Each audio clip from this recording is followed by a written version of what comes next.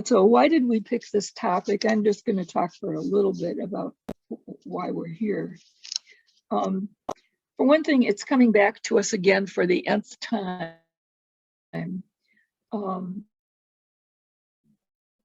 One of my icebreaker questions was going to be, how many times do you think this topic has come on? I can think of at least 4 or 5, going back at least 4 or 5 years or longer.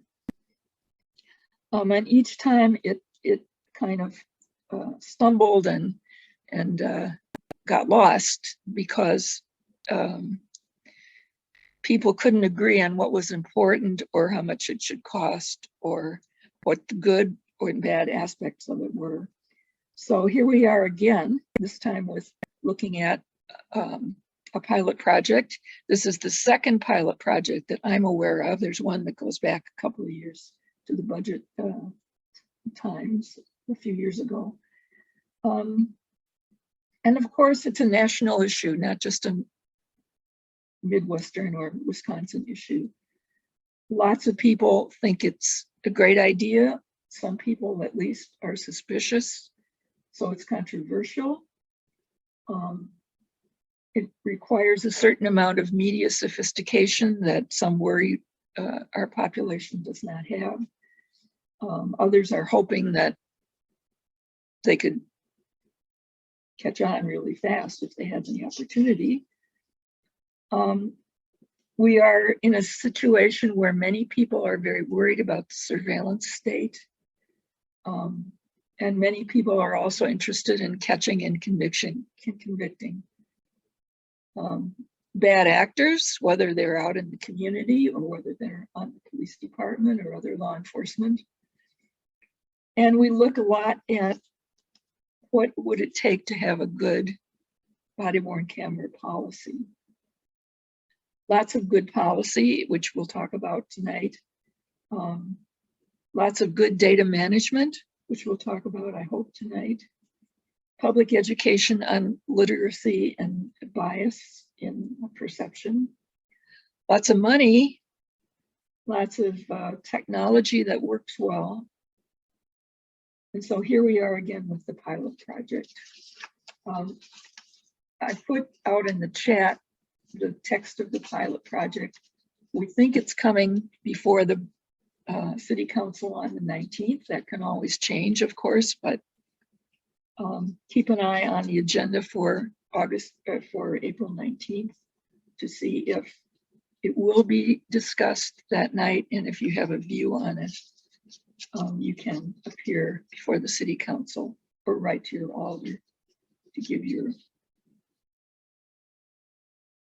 observations and arguments. Okay, I'm going to call on Grant to begin with, if you like, Grant. I know you've been following this issue, maybe not as intensely as you wanted to, but I happen to know that you're one of the people who actually read the final report that we just got about 8 months ago from the feasibility committee. And is there anything you'd like to tell us about that report? This was the deep dive that the council required for the committee to look again at whether body-worn cameras were a good idea. Sure, thanks, Mary. Yeah, and I think, well, hopefully others on this call have also read the report. It's doesn't take all that long to get through it, and I did. I read it when it first came out last year. I think I read it another time somewhere along the way, and then kind of most recently when the this most current resolution was introduced, which was I think that was back in, I think it was like end of November, where the current resolution that we'll be taking up in April was introduced. So after that happened, I went back and read it again. And I guess probably the biggest things to point out with that, and Greg's very familiar with it, and I expect he'll probably speak to kind of some of what's in that report. But you know, when I read it, and I think a pretty plain language reading of it, you know, I think it talks pretty clearly about the uncertainties of the available evidence. You know, points to some things that show that there could be some potential benefits of a program. It points to some things that says there could be potential negatives with a program. And the focus of the report, in my reading, seems to be around sort of an underlying hope or expectation that with a thoughtful implementation, the benefits could outweigh the negatives. And that's kind of how I read the report. There's a few things that are called out as to what that would look like, what that thoughtful implementation would look like. And there's a number of sort of preconditions for that, including a new policy to guide such a program. But it also, I think, importantly, really expects the Police Civilian Oversight Board and the independent monitor to be fully functional, and that they would be sort of key actors in, I guess in my mind, both setting up and then monitoring a body-worn camera program in Madison. I think in addition, the report really while it sort of recommends that that they think that we can get to a place where those benefits outweigh the negatives.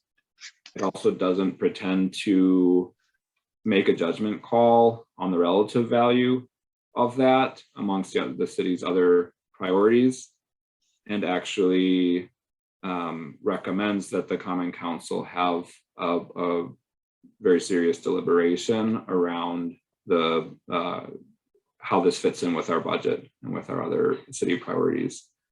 I think that's another really critical piece for me that I don't think has happened yet. It's a little bit confusing because there was, I think it was in the, trying to think back now, I think it was the, so 2021 budget, I believe. So back in 2020, there was, it was in 2020 for the 2021 budget, there was a budget amendment to include some funding in the capital budget for a pilot. And this was really before the recommendations came out. That amendment was added at finance, and before it was passed at council, it was amended to say that it would require specific approval from the Common Council before any program would be implemented. And so that's really what led to this resolution coming about.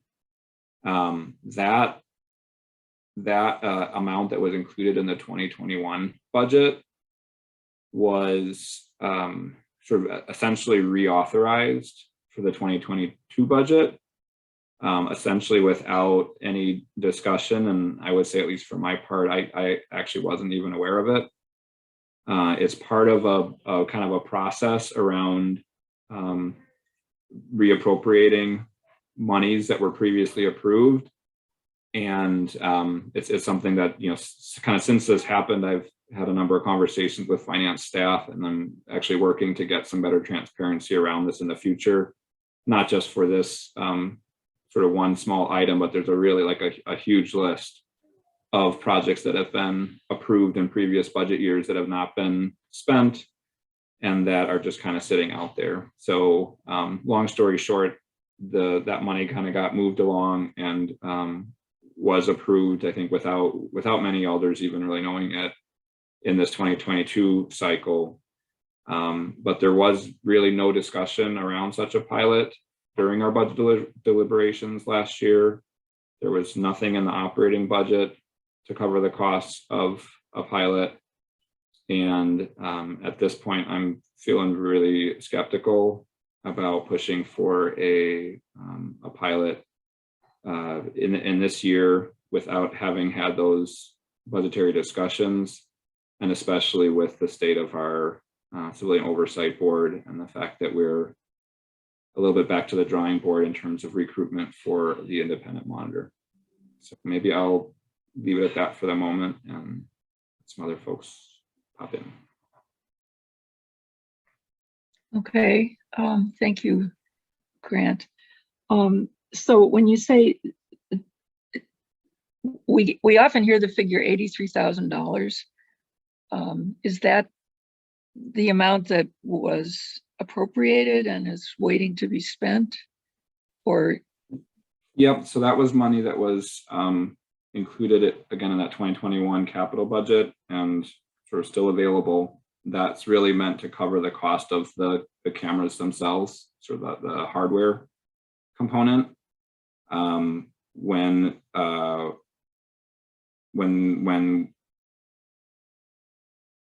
the question was asked around the operating expenses to kind of run that program, the answer has been that the MPD feels comfortable using monies that were available within the adopted operating budget for overtime funds, and that they can use those monies that were set aside for overtime, that would cover the operational costs of implementation of a pilot. but it's pretty small amount. It's $22,000 if my memory serves me. Yeah, well, I mean, there's. So, yeah, excuse me. Yeah. Go ahead.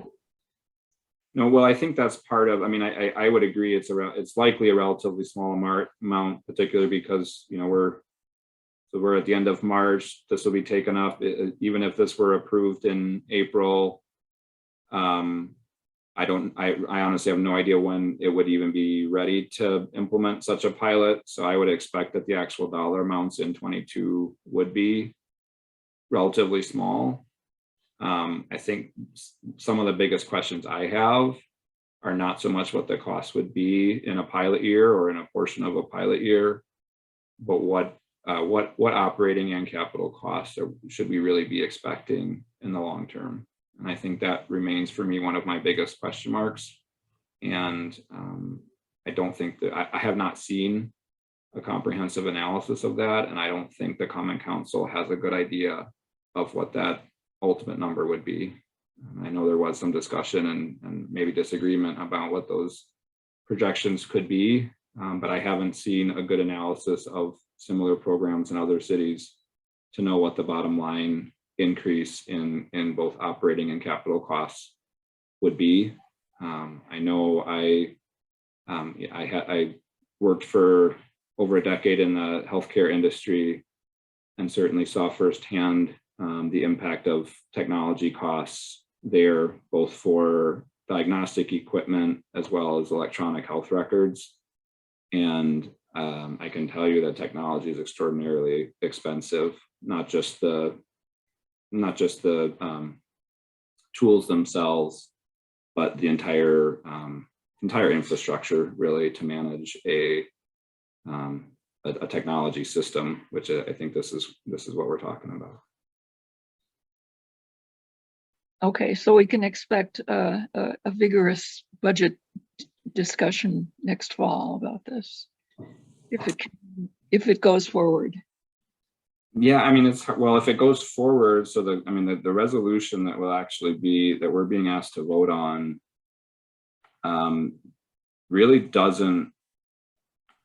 What it does is it says that the Common Council authorizes MPD to implement a pilot program for body-worn cameras, that after conducting a review of that pilot program, MPD would send a report to the council that describes how it was used and any data that they have related to that use, and that after the Common Council gets that report, we would send it to the Civilian Oversight Board for a thorough review of the report and for them to assess the impacts and effects of MPD officers wearing body-worn cameras. So it really doesn't, I mean, I think there's just honestly quite a number of questions for me. We don't have an actual proposed pilot in front of us. So this would sort of be a carte blanche approval of a pilot, basically however MPD would like to construct it. It doesn't say how long that pilot would run for. I guess theoretically could run for 5 years as a pilot. It doesn't say what data is expected to be collected, what analysis is expected to happen. There's no metrics or measures of what success would look like, or how we would evaluate it, really. So it's just sort of an open-ended resolution saying, okay, do a pilot. When you're done, send us a report, and then that's it. So it doesn't even really reference any future budget discussions, appropriations, anything like that. Comments from Rebecca or Gregory? Should I go or Rebecca? I don't know. What do you think, Rebecca? Did you want, I understood you wanted me to talk about the surveillance ordinance. Yeah, I would. And maybe Let's do that after. Maybe Greg can talk more about the body cams, and then I Okay. can talk about that. okay. Okay. Well, I know you have some thoughts on some of these questions, Greg, so take it away. Okay, I'll go into background first. Okay. I used to be a strong proponent of body cams. In 2015, I initiated the first petition asking the city to implement body cams. At the time, I thought they were a no-brainer. They'd increase transparency. They'd, potentially reduce use of force, reduce complaints. And at the time, I was arguing with M. Adams about it because M. Adams thought that on the whole, they'd be detrimental. This is M. Adams of Freedom Inc. As a scientist, I followed the research, over the intervening years, and gradually came to the conclusion, one that I did not welcome, that the benefits would actually be outweighed by the harms and costs. I'll mention that I served on the MPD Policy Procedure Review Ad Hoc Committee and on the Body-worn Camera Feasibility Review Committee. And I resigned from the latter shortly before the final report was issued because of uncorrected factual errors and omissions in the report. So I didn't want to put my name to that. The one good summary of some aspects of this is from the 2020 meta-analysis of all body cam trials by Lumidal. And this is from the Center for Evidence-Based Crime Policy. And I'll quote, "Body-worn cameras do not seem to impact officer assistant behaviors as measured by researchers in the ways initially hoped for, either by citizens or police leaders. The research indicates that the adoption of body-worn cameras by police agencies will probably lead to a reduction in citizen complaints against officers, as Lumidal 2019 hypothesized given the existing survey research on BWCs. This is likely due to a reduction in what officers feel are frivolous complaints, and not due to a significant change in officer behaviors or an improvement in police-citizen relations. Additionally, the research does not seem to indicate that BWCs consistently impact officer use of force, assaults on or resistance against police officers, arrest behaviors, officer-initiated productivity generally, or traffic and pedestrian stops more specifically, or dispatch calls for service. This review shows that the effects of body-worn cameras in these outcomes vary substantially in both positive and negative ways across different contexts." So that gives a pretty good summary of what research has shown to this point. There is, a modest reduction in complaints, reduction on average across trials, about 17%. But it predominantly appears to be due to reduction in some frivolous complaints and due to negotiation between the police department and people who come in, wanting to complain, and then the officer will say, "Look, I'll run you through the video. The officer did nothing wrong. Do you still want to file a complaint?" In the conclusions that I gradually came to, that costs and harms outweigh benefits, I'll mention that Michelle Alexander, who wrote the new Jim Crow, has a similar view. You know, she was actually encouraging me to submit an op-ed to the New York Times. Campaign Zero, a fairly prominent offshoot of the Black Lives Matter movement. Initially, they favored body cams, and now they caution cities against adopting new body cam programs. Also, the movement for Black Lives. So I'll go through, you know, some of the general issues, and I'll also talk about the resolution. Do you want to be subjected to mass surveillance? Data shows that body-worn cameras are used almost entirely for surveillance and prosecution of civilians, not police accountability. Body cams occasionally are used when an officer is brought to trial, but that's actually exceedingly rare. They're used ubiquitously for regular criminal offenses. And the one biggest concern I've got around this is a contribution to overcriminalization. At this point, there are 9 trials that I'm aware of that have looked at this question, and they appear to all show a consistent effect of increased charging when body cam video is available. And the increase in charges appears to be greatest for more minor offenses. Misdemeanors, you know, often offenses that previously would not have been prosecuted because, you know, it just wasn't worth it. But now prosecutors feel, well, I've got video evidence or potential video evidence, so I'll proceed with adding this charge. The highest quality study of that set is in Los Angeles, and they were looking at the effect on charging for misdemeanors. And in that particular study, it was when body cams were being introduced toward the beginning of when they were being introduced in Los Angeles. And they found about a 2.5-fold increase in the rate of charging of misdemeanors, which is a pretty substantial increase.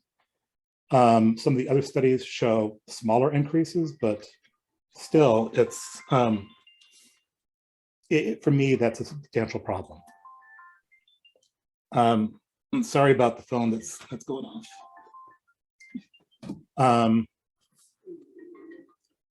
The next issue for me is expense.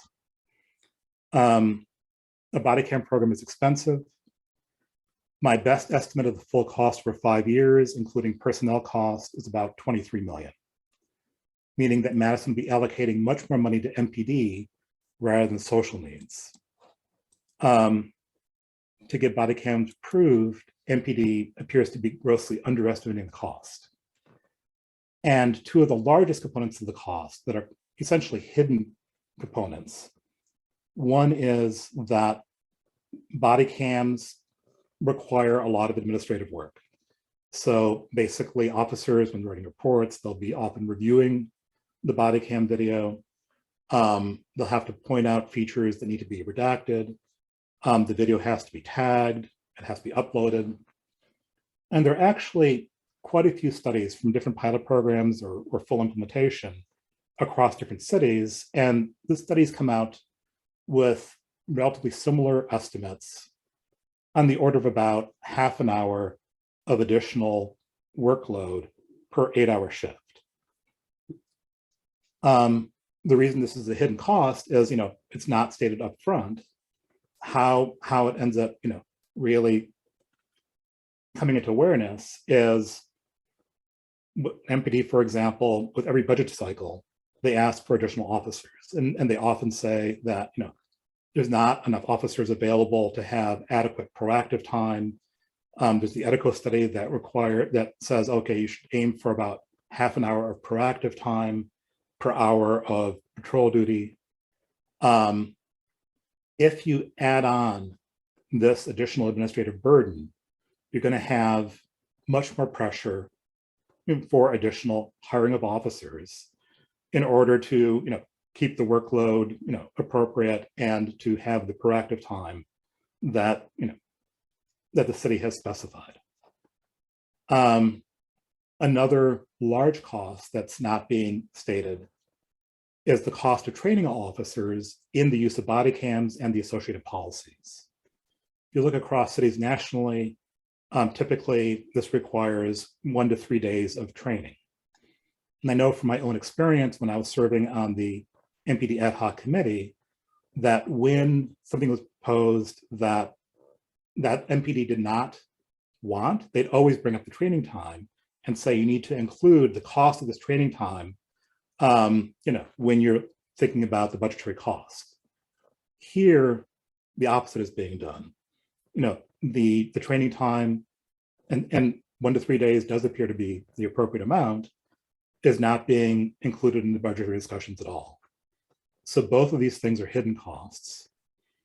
If you look at the resolution, I'll mention, for example, the 83,000, that's based on buying cameras from a particularly cheap vendor, Panasonic, and like one of the things that's not included that the report specifies should be included are automatic triggers.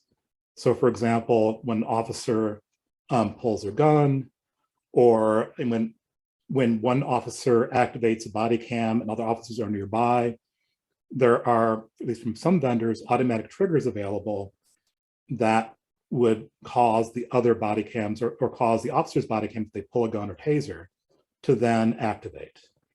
That cost is not included. So like there really is a major problem here with the cost. And I've heard, when I mention, my estimate of 23 million over 5 years, I hear a lot of snide comments, but no one has pointed out any legitimate errors in the analysis. Like people will, lob something here or there, but if you look closely, none of those critiques actually have any real merit.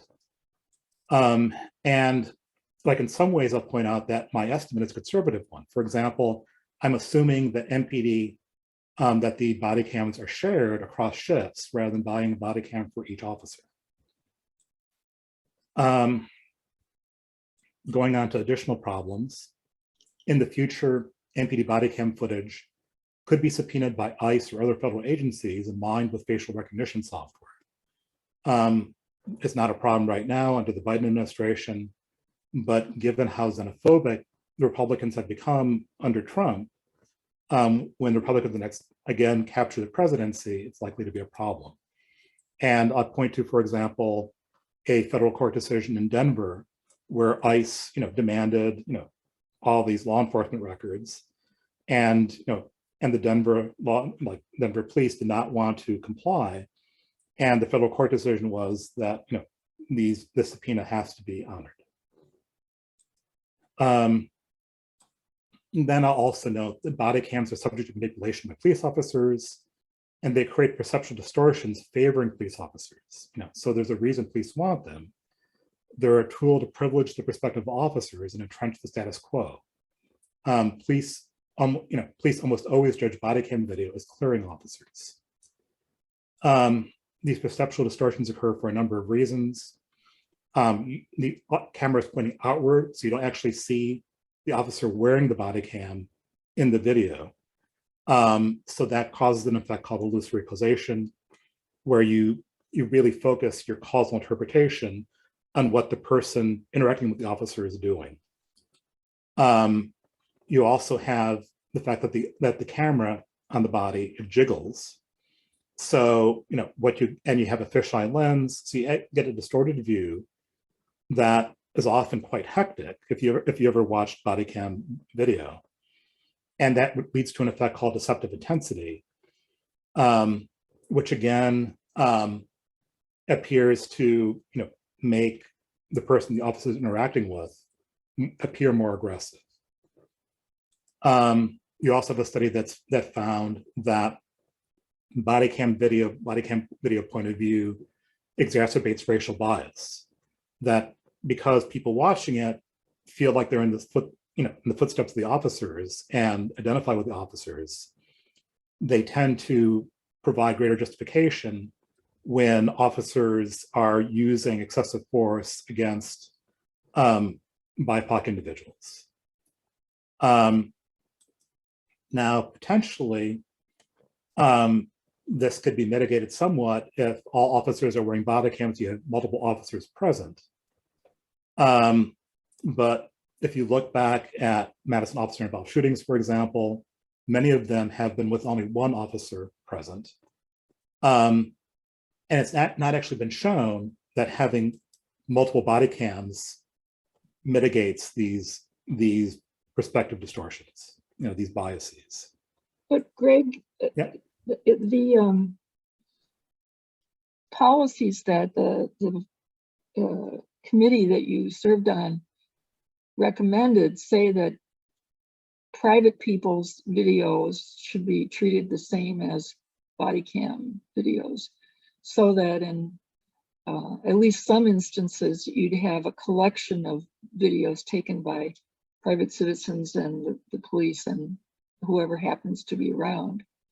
And that might serve to mitigate too much space being placed in just a few types of technology. Do you think that is convincing or a possibility? I think that's a good feature. I don't think it's convincing. Like, for one thing, the standard for excessive force in the US is basically set by the Supreme Court case Graham v. Connor, and it's objective reasonableness. So what that means is how things look from the perspective of the officer involved. So it legally privileges what people would interpret as, the body cam video, because they would interpret that as offering the officer's perspective, even though in some ways it doesn't. And it privileges that over like third-party video. Like, it's a real problem. Like, and there are things that can be done to mitigate it somewhat, but what's clear is that when you compare body cam video to video from like a static camera or a dash cam, that the body cam video is interpreted by most people in a way that reduces their estimate of the officer intent, their estimate, their willingness to indict an officer, their tendency to believe that the officer should be punished. All those things are reduced with body cam video. Like, one manifestation of this issue is when there's when apparent excessive force happens, people often bring suits to federal court. And what the data seems to show is when there's a full body cam record of the incident, then 4 times out of 5, a judge will dismiss the civil rights suit in summary judgment. And apparently in large part because of these perceptual biases. The officer basically looks less culpable. Looks what? Less culpable. Less culpable. Yeah.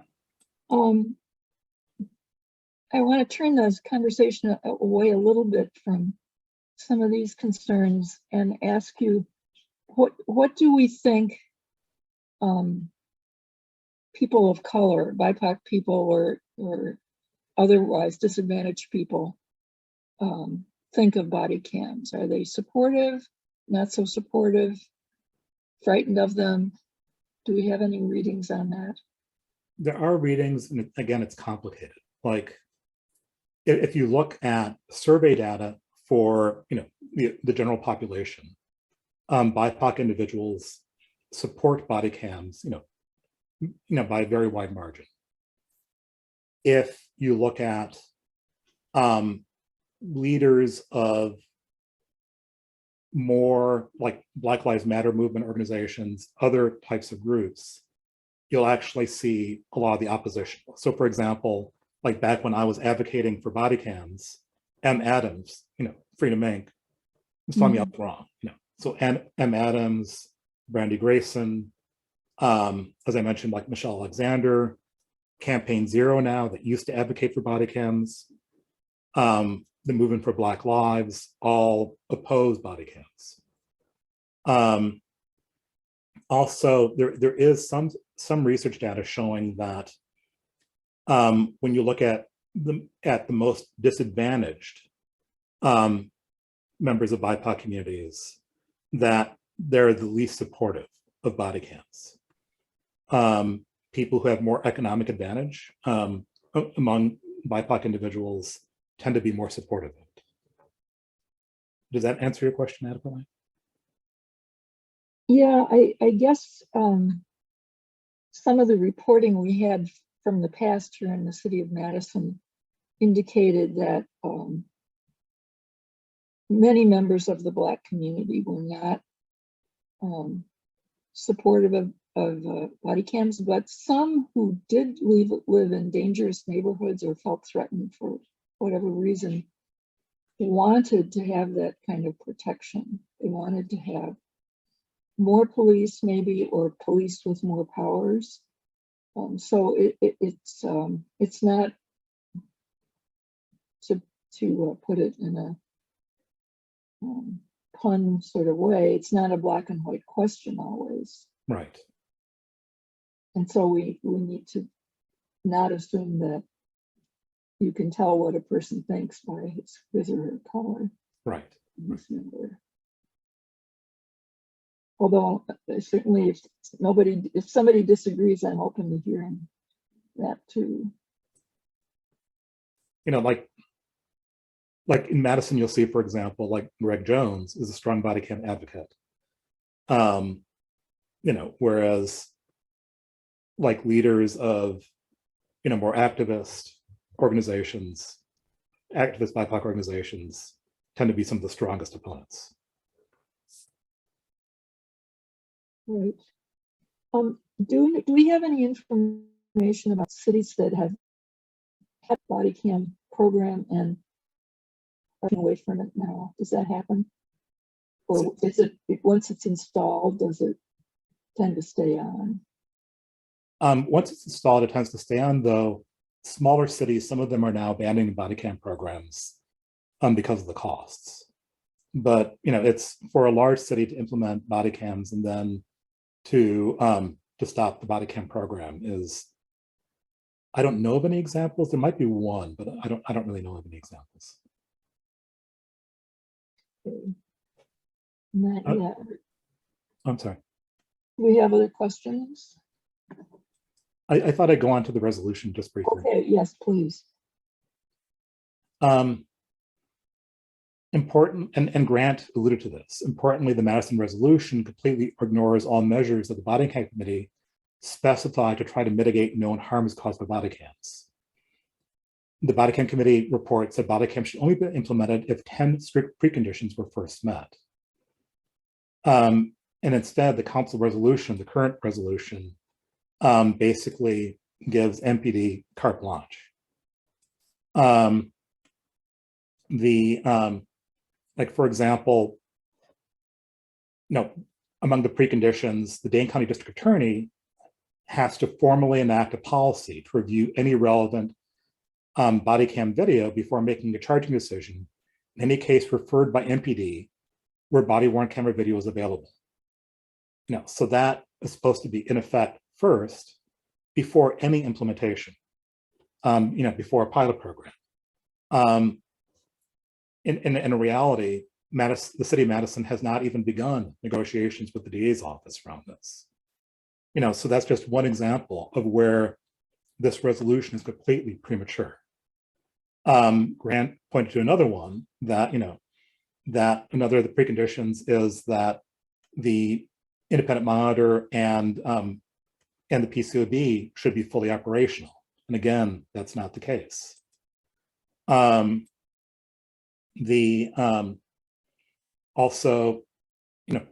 the DA has not committed, and this is another precondition, firmly committed to measures sufficient to prevent an overall increase in charging rates and criminalization in low-level offenses caused by MPD body-worn camera implementation. Nor is there in place, this is another requirement, quote, a system and process for sharing body-worn camera video footage files, preferably an electronic file sharing system, if feasible, with the Dane County District Attorney's Office and the Public Defender's Office in time for informing charging decisions for cases referred by MPD for potential criminal charges. So none of these things are in place that are all supposed to be in place before any implementation, including a pilot program, begins. Likewise, the report specifies as a precondition that, quote, MPD has formally adopted the body-worn camera policies recommended by the Body-Worn Camera Feasibility Review Committee with, at most, minor modifications that do not alter the essential substance and principles outlined in this report and in the model policy, end quote. And these policies that are in the report they're extensive and they contain unusual features. Like, for example, there is essentially a new discovery process where, as soon as somebody is charged, they or their attorney will have immediate access to any body cam video. And from what Chief Barnes has said, he has said that MPD is formulating policies and that he's incorporated stuff from model policy by the International Association of Chiefs of Police, from policies by other municipalities, and all of those are going to tend to be more regressive than the policy specified in the report.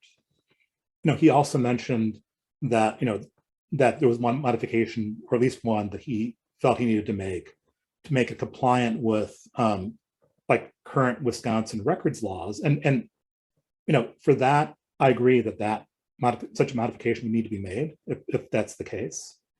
But if the policy is being altered in a substantive way, which it looks like it is, by bringing in elements from other municipalities, bringing in the International Association of Chiefs of Police policy, then this precondition is not going to be met at all, because you're going to have a policy that deviates in significant ways from the policy that this report says has to be used.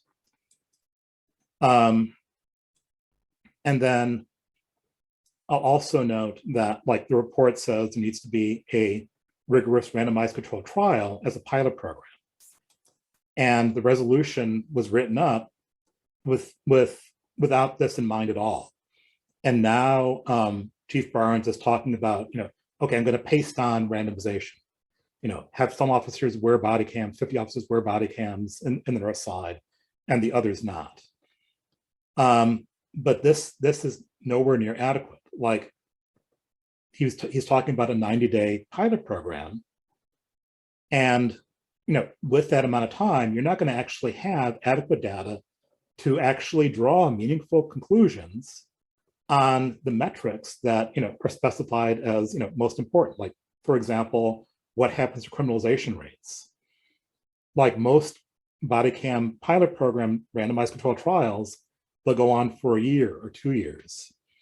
So basically nothing will end up being, or almost nothing will end up being statistically significant, just because you're not going to have enough data.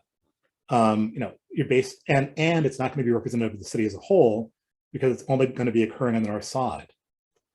Plus, if you randomize by officer, rather than randomizing, for example, by shift, you're going to have the problem that you're going to have an incident where one officer who shows up is going to have a body cam, the other officer who shows up is not, and you're going to have contamination between the two trial arms. Mm-hmm. So none of this was thought through when the resolution was being drafted. It wasn't a resolution that was designed to implement, what's specified in the body cam committee report, or to have a trial that's adequate to answer these questions. Instead, the existing resolution fund is being taken on, and you're just pasting on potential randomization. Yeah, the kind of thing you're talking about requires pretty sophisticated statistical experience. Right, and actually, not in PD necessarily, not in policing, but it'll take somebody who's trained in thinking about randomization. Right. You need the, Anybody I'm sorry. on staff or in the city who is used to doing that kind of work, or would we have to contract with someone? You'd want to contract with somebody like for example, Milwaukee, when it's randomized into a trial, and initially, like the grant specified 50 cameras, and it included payment to the Urban Institute to administer and analyze the trial, and that was $399,746. So there's nothing allocated, to contract with somebody or an organization like the Urban Institute to do this work. You could probably find somebody that will do a fairly sloppy job on the cheap, but that's not what you want. I think at this point, it would be a good time to play our little video. Are you there, Annie? Yep, I'm here. Which one? We've got two. You've got two. They're both pretty short.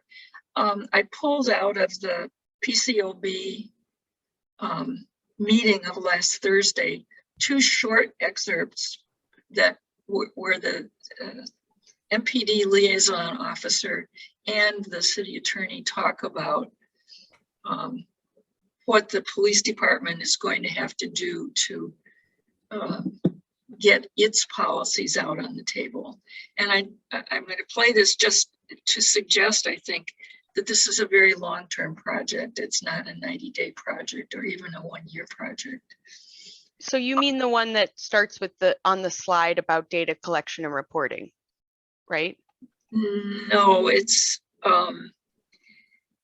the first of the two MP4 videos. And the first thing you'll see is Isidore Knox asking the police to talk about what they want to do and how they're going to have input on the policies. And we could actually skip over his question because that's the question and get to the response by Brian. Okay. So the Brian Austin one, as opposed to I'm sorry, everyone, that I'm being complicated, as opposed to the one that's entitled Michael Haas. No, then we'll go on to Michael Haas after that. Okay. All right. I'll share my screen. I hope. So move ahead a minute or so to get to the cop. Here we are, Mr. Austin, Chief Austin. Do you want to hear the question? The question just is, tell us about what the police department input into the policy is going to be. Oh gosh, everyone, I'm trying to get it perfect. All right. Hopefully the sound is going to be good. All right.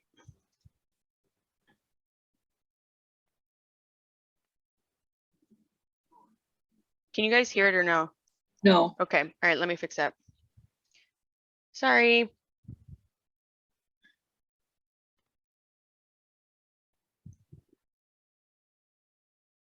Chief Barnes is that going now? Yes. Taking the proposed recommendations here and Hold on. Can you hear me? Okay. Is taking the proposed recommendations, and I can tell you, from my vantage point, I think a lot of them will certainly be acceptable and are reasonable.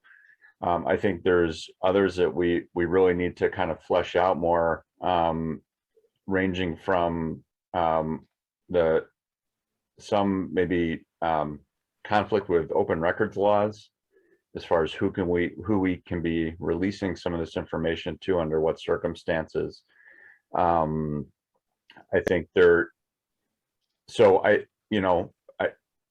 without going through recommendation by recommendation, I can say I think there's certainly there's a lot of good in this policy that I don't expect any pushback from the police department, but I think there will be other things that we will need to examine more closely and see what conflicts with our perception of state law, of best practice, and all of that. So it's going to be, I would imagine it a pretty in-depth process. And certainly, once we get into that, and once Chief Barnes has a kind of a draft policy that he feels comfortable with, I would certainly be happy to come back to this body or any other body and discuss where the policy is similar to the proposed policy that Keith was talking about. And again, I sat as staff on that committee and can tell you that a lot of very hard work went into this, whether or not the police department feels we can implement everything or whether we agree with everything. Very, very good people with really pure intentions came to the table and talked. And again, there wasn't always agreement amongst the committee, but it was very productive work in my opinion. Yeah, and one thing I forgot to mention that some of the other concerns I had are there, as Keith mentioned, there are kind of some responsibilities placed on other agencies in this that the police department doesn't control. And so that gets a little bit difficult. We can't agree to things on behalf of the DA's office, on behalf of the public defender's office, on behalf of other entities. And so to the extent we don't have control over those, certainly, we're not in a position to meet some of those conditions. So I think this is certainly a work in progress. And again, I know the chief is, and I'm, as the representative has said on this committee, I'm looking for transparency here. So I would be happy to, certainly present our draft policy once the chief is comfortable with it to this body and really delve into the weeds as far as what's the same, what's different, and why. And I think that could be a really productive discussion. Yeah, I appreciate that. I would love for you to do that. So, okay, that was the MPD liaison to the Committee on Body Worn Cameras, explaining some of the negotiation that's going to have to go on before a policy can be agreed upon. And then we're going to hear from Michael Haas, the city attorney, about some legal difficulties that we might encounter trying to work out a policy. Okay, let me get And that's a perfect clip. You don't have to cut anything out of it, Annie. okay.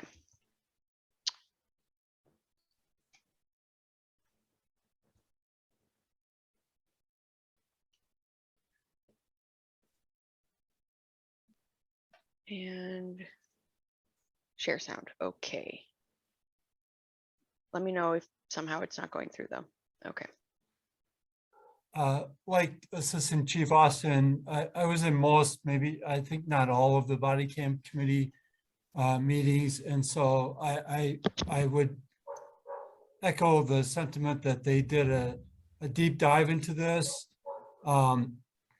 and came up with a very credible report. I would also though echo that I don't think we can guarantee, and I don't think this board at this point should assume that all of the recommendations can be implemented as written.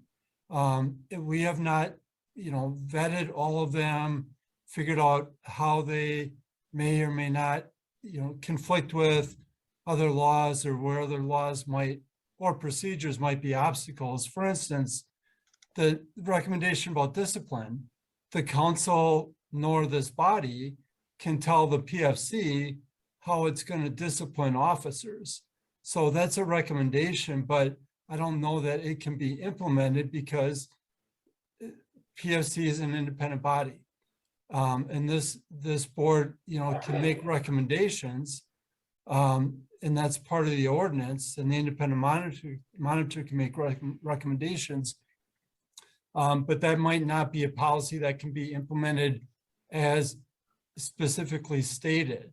And the reason I bring that up is because this was, I mean, as I said, mostly a resident committee, and we respect their recommendations, but sometimes reports that come out of committees like this come to the council, and there is a feeling or a demand or a request that things be implemented only as written by the committee.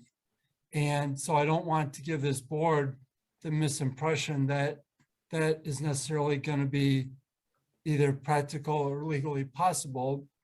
And the pilot program, you know, if you're assuming that all of these recommendations are going to be adopted wholesale, as Brian said, I think we need to wait for the MPD analysis. They're scheduled to, I believe, come back to the council on April 19th under the technology surveillance ordinance with a more detailed plan. And I would assume some of that plan will address some of these recommendations. Before, you know, I guess people take a position on MPD can only use body cams if these recommendations are 100% implemented. You know, I wanted to throw that out there, aside from the fact that, you know, as others have said, some of these are not up to the city, they're up to the DA or other parties. Okay, thank you. I think in the interest of time, we have to move on to either some questions or comments if people want to make any, or we can go right to Rebecca Kemball's remarks on the surveillance ordinance and how it impacts on some of these other questions. Bonnie has her hand up. Okay, let's go with Bonnie. Okay, can you hear me? Yes. Thank you very much. I'll try to keep it brief. But I just wanted to point out a couple of things. One is some of the budget items that were discussed tonight. The capital budget that Alder Foster brought up, there's $83,000 allocated in that capital budget. And unlike the operating budget, capital budget expenses carry over for year to year without any special approval. Also, the resolution does specify it as a one-year pilot. Also, body-worn cameras do not reduce use of force in some studies, and others conclude that they do. But either way, it really is not an issue here in Madison with our police department. Out of more than 183,000 calls for service last year, only 0.18% involved any use of force of any kind, not talking about excessive use of force, but even a hand on a shoulder, any use of force. As far as the expense goes, a body-worn camera program is expensive, not necessarily for a pilot, especially when the cameras for the pilot will probably just be on loan. It would be nowhere near the $23 million that Dr. Golombiak estimates, because if they were that ridiculously expensive, I don't think there's any way that 85% of cities our size would already have them. We are the second biggest city in Wisconsin, and obviously the capital city. As far as training goes, Fitchburg took 1 day of training to train their officers. They average a couple of minutes per shift on reviewing and annotating their video footage. And our MPD officers already use audio arbitrators. They're familiar with annotating and timing incidents during their calls using those audio devices, and it's pretty similar. Body cameras also have a cost benefit to the city that I don't think anybody mentioned tonight. Studies across the board show that they decrease trial times, which cost a city a lot of money. They reduce false claims against police officers, and they also can provide evidence that may refute expensive city settlements when appropriate. As far as the jarring imagery and perceptual bias, Dr. Golombiak did address that a little bit, that oftentimes that's mitigated by multiple officers on the scene, or even like their policy mentioned, I was not on that committee, but I attended all the meetings as they were writing the report and the model policy. And one of the things I believe Dr. Golombiak brought up was making sure that the camera is worn at shoulder level or above so that it reduces that kind of perceptual bias of the suspect being larger than life. Generally, MPD officers do go on calls at least in pairs. It's rare that someone would be by themselves, but I know that that was the case when Tony Robinson was tragically shot and killed.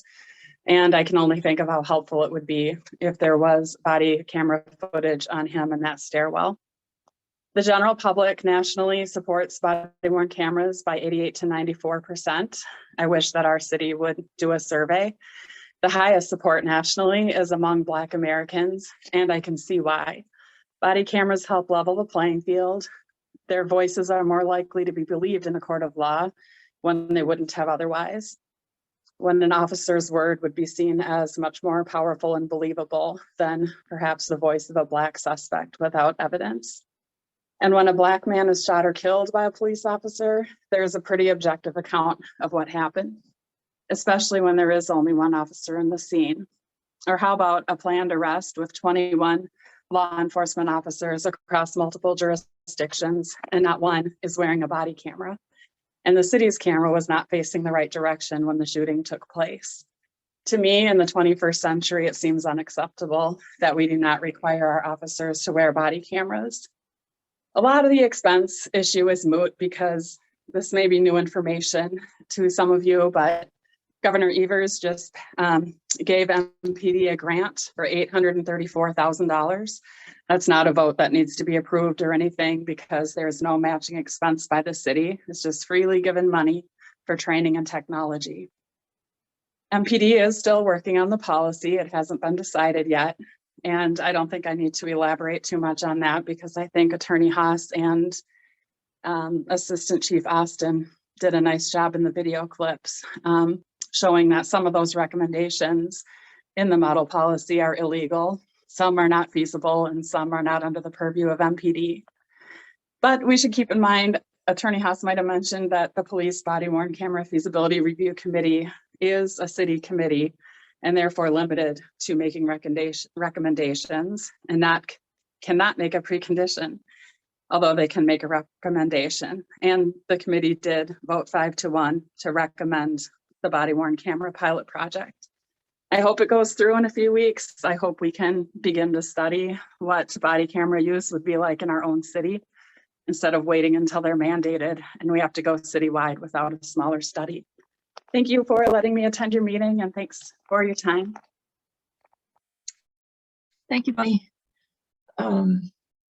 Tyson, would you like to speak? I would. I have to say something before I go to the question I had initially. I just want to say there is video footage of the Tony Robinson incident. I've seen it. And to argue that there would be justice if there was more evidence and video footage of that wrongdoing and that murder, I feel is tone deaf to say the least. But anyway, what I wanted to ask about was something that Chief Barnes has brought up in the MPD body cam meeting, and something that I always go back to. All of the things that are really important that we're talking about, and I'm sorry I dropped off, even if this was mentioned, I'm sure it was, just privacy concerns of citizens and being surveilled, right? And Chief Barnes has mentioned this as a concern.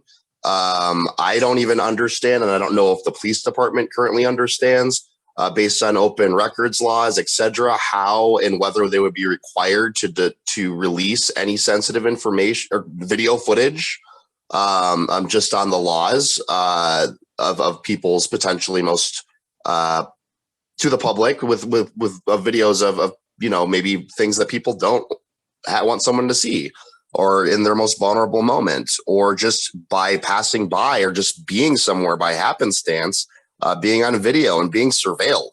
I think that's just creepy and weird. And sorry if you spoke to this before. I just would like to know if there's been any update on that, or if anyone's heard since that meeting any more clarification from the police department and how they would even think about addressing that privacy concern. Yeah. That's something that we might hear from Rebecca. I don't know. let's go on to Gregory very briefly, Gregory, so we have some time for Rebecca. I just wanted to quickly address a few points. Empirically, the data does not show a decrease in trial times when body-worn camera video is available. There are actually some studies that show an increase in trial times. Another point is that audio, empirically, processing audio from mics appears to require much less time than processing and dealing with the administrative tasks for body cam video. Again, we heard the comment that, oh, 23 million is ridiculous, but never any substantive, pointing out at any errors in the analysis that I've provided for the monetary cost. There was a comment that, oh, NPD uses force a very low percentage of the time. That's true for almost all US police departments. The data also suggests that NPD may use physical force at a greater rate than the average US police department. Also note that NPD officers patrol alone, and like with the Michael Schumacher shooting and the Paula Heenan shooting, in both those cases, it's most likely like there was a single officer who was basically taking action, and body cam video from another officer probably wouldn't have been available even if body cams were out. And I'll not go into further points because I don't want to take up too much time. Thanks very much. And finally, Rebecca, sorry to make you wait so long, but we do want to know what's going on with the surveillance ordinance. And Okay, well, I can't tell you what's going on since I'm no longer on council, but I can give you the background and where it fits in. And do I have 3 minutes to do it? Are we ending at 8 or what time are we ending? I thought we were ending at 8:30. 8:30? Okay. I think we'll prevail on the audience to go a little longer, I hope, but start. Okay, so this is coming full circle from 7 years ago now, 8 years ago now, where in 2014 there was a body-worn camera committee. They did a study, they did community surveys, and they surveyed the police. And at that time, their recommendations were no one felt really strongly for, and no one felt really strongly against, except people who work with domestic violence victims were very strongly against, and people who experience domestic violence issues. And I think that continues to be the case, that those privacy issues of vulnerable people that Tyson talked about, that those are major issues. So that report came out early 2015. That's right when I came on the council. And on March 6, 2015, Tony Robinson was shot and killed by Matt Kenny. And there was a huge outcry in the community for the city to do something serious about oversight of the police department. Because clearly there was no Matt Kenny. There was, the first killing he did, he literally got he got accolades for being a hero for shooting down a man in distress in the middle of the street, who his sister or a relative of some sort was pleading, he's not a threat. The other two officers on the scene understood that we're not shooting. Matt Kenny came up and bam, killed the guy. Anyway, so this really, for me personally, this marked my whole career on the council, my 6 years on the council. I had other things that I really wanted to work on the council, but as I came on, police accountability was what the community was demanding. So sure, in April, many members of that body-worn camera committee formed part of the ad hoc committee that Greg mentioned that he was part of.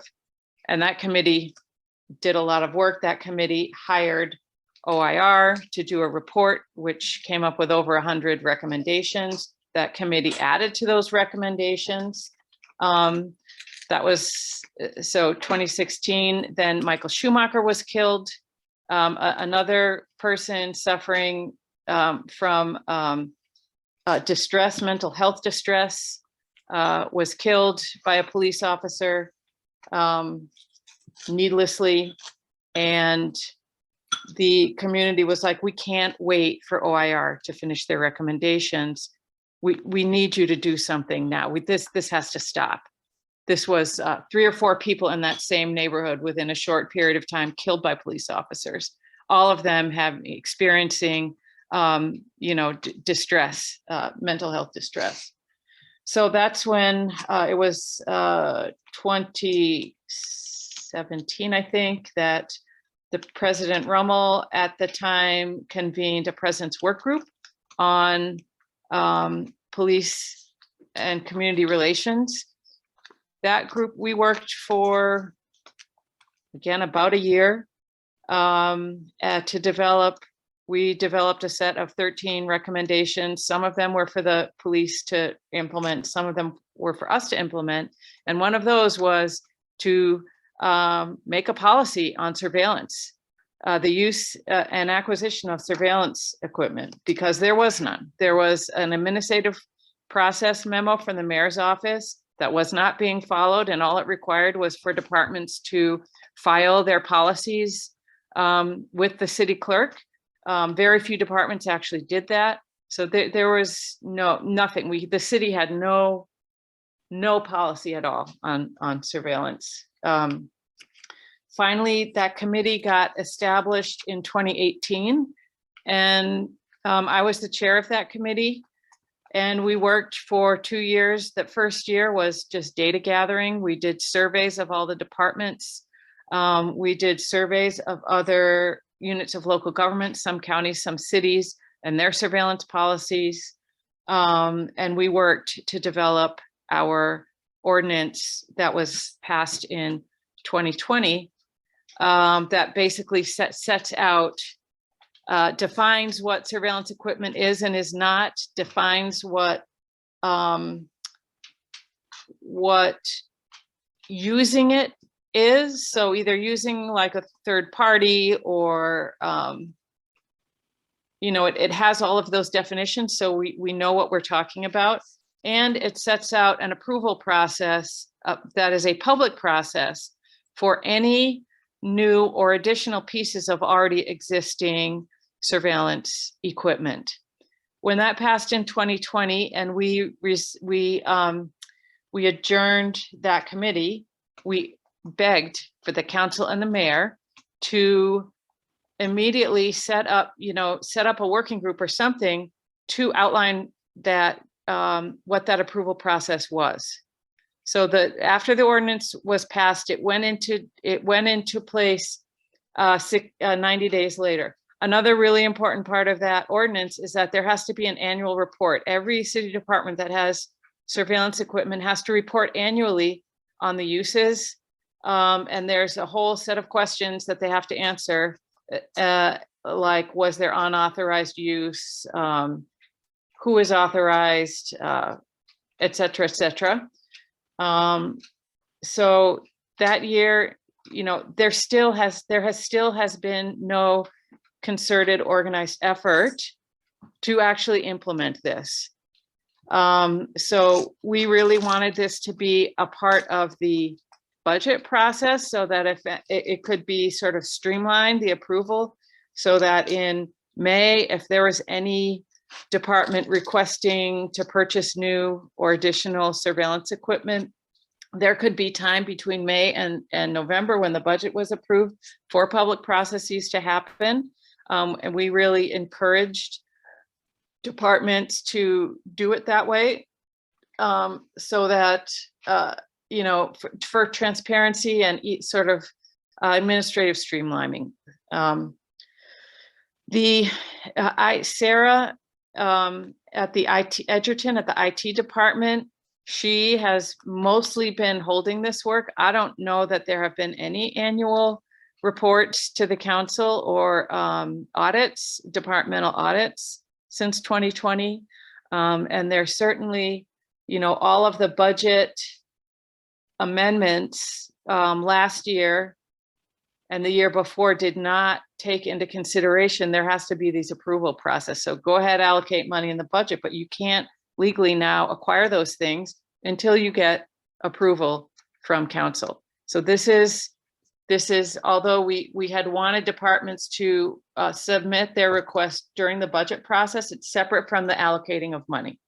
This is a process that is more responding to the community's concerns about mass surveillance and community's concerns about even just knowing what kind of equipment is our, you know, city taxpayer money going for, and what our policies around protecting privacy. So, I think we're, you know, the last 2 years, nothing has really happened. It got called out around this pilot program. So I guess MPD had a meeting last week about it. I don't know how that went, but it's really incumbent on the mayor and the council to put their heads together and really come up with a good process around this that all departments need to follow, and for there to be oversight, for there to be someone and not just Sarah Edgerton of the IT department monitoring this, because those privacy concerns are real. So also at the end of 2020, we did pass another ordinance banning the use of face recognition software by any department. I think there might be some loopholes that, you know, MPD is using social media that uses face recognition software, and I think they may be getting around it like that. But yeah, that's where, so this whole issue of body worn cameras is just a little part of this broader concern for residents' privacy. I will say, on the camera issue, it's just, with all of the needs in our city, and especially with the outcry for accountability for the police, how this discussion just gets funneled into this one issue of these cameras, of this piece of technology. And so many resources have gone into, you know, the police bringing the manufacturers in, and, you know, lobbying so hard for this, when there's a lot of other work they need to be doing. There's 140 plus recommendations from the OIR report that they should be implementing. Where's the oversight on that? So, you know, that was supposed to be the Police Civilian Oversight Board and the independent monitor. But, you know, that effort has also been, let me say, it's been actively undermined by some, but at least it's there. And me, I do have some hope that that the board will really understand what they are there for, because as of, you know, 4 or 5 months ago, they did not have a common understanding of their purpose. And their purpose is a very, very, very important one, as we had envisioned it when we created it. And so I think that, you know, both in terms of the body worn cameras, but also all of surveillance technology, and in terms of this ordinance. So we wrote the surveillance ordinance before the Civilian Oversight Board was created. I think that ordinance needs to be amended to specifically call out a role for the PCOB in this public approval process. And that's something, again, that I hope the council and the mayor will consider as they try to operationalize what's required in that law.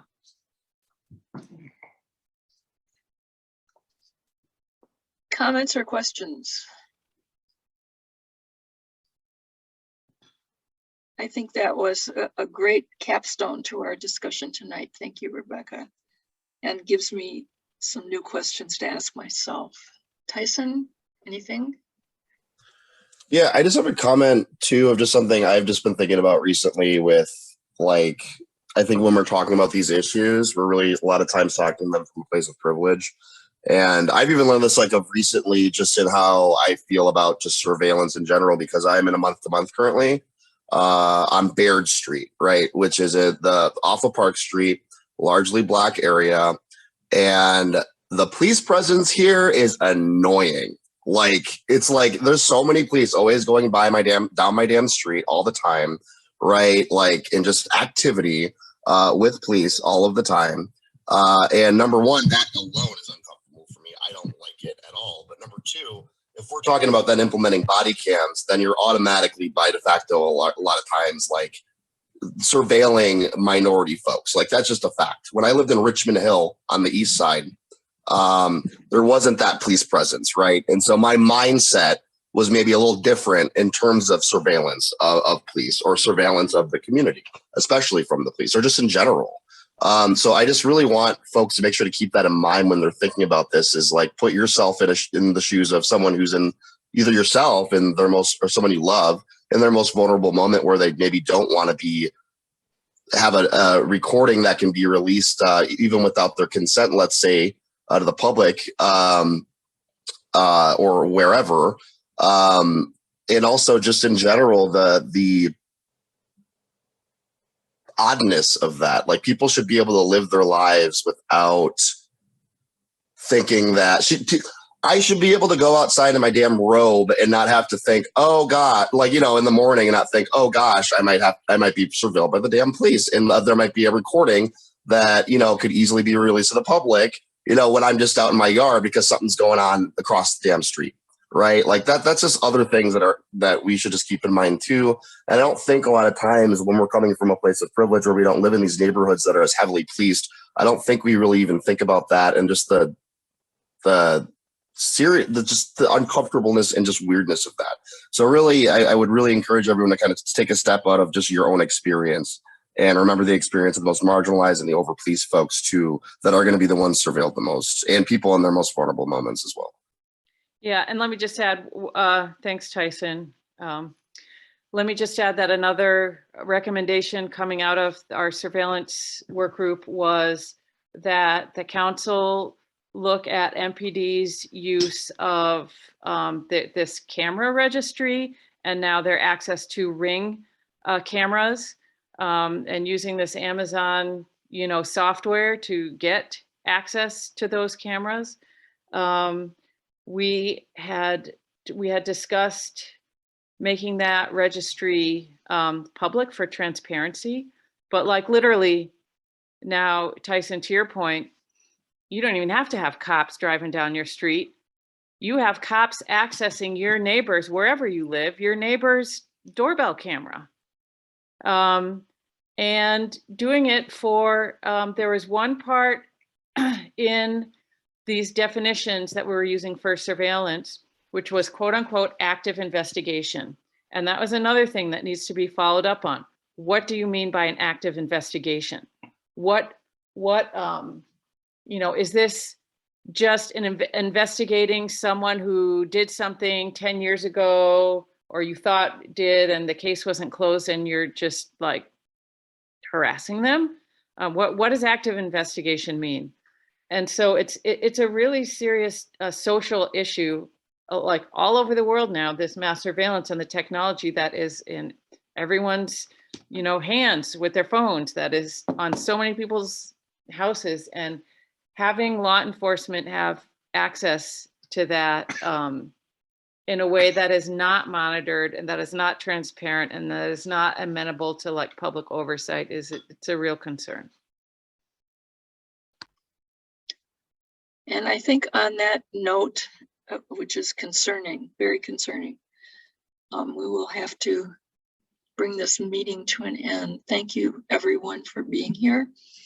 Don't forget that if you wish to express your views on body-worn cameras, April 19th might be an opportunity at the City Council meeting. Be sure to check the agenda before you go too far in that direction to be sure it's still there. And I thank you all very much. Thank you, Gregory. Thank you, Rebecca. Thank you, Grant. And I will entertain a motion to adjourn. I move adjournment. Second? Second. Objections? Thank you, Mary. And I Becca thank and Grant and Greg. Thank you very much. See you all soon again. And this was all recorded. Yes, it Well, was. it'll be. You've been surveilled. This Yeah, is on your permanent record. On the chat. Bye, Well, everyone. Thanks. You could beg us to strike certain things if you are embarrassed by them. Oh, come on. Thanks, everyone. I'm gonna end the meeting. I saved the chat. Mary. Thank you very much, and sorry to keep you late, Annie. Oh, But- no, it's no problem. It's great. Okay. Okay, Bye-bye. Have a good night. same to all of you. Bye now.